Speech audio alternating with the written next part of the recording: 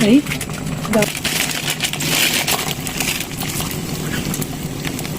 Sa halagang 45 pesos nga ay nakapag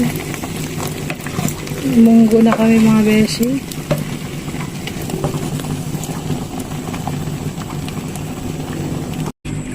Kanin, sandamuka. Sarap.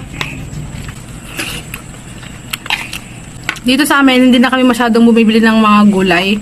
Yung dahon ng ampalaya, dito lang kalatita. Nang hingi lang kami. So, hindi na kami gumastos sa ampalaya. Chicharon lang binili namin. Chicharon, kamatis, tsaka sili. Yan, tsaka sibuyas. Tapos yung munggo galing sa kapatid niya. So, ayan. Naka 45 pesos lang kami. 50 pesos pala. Yan.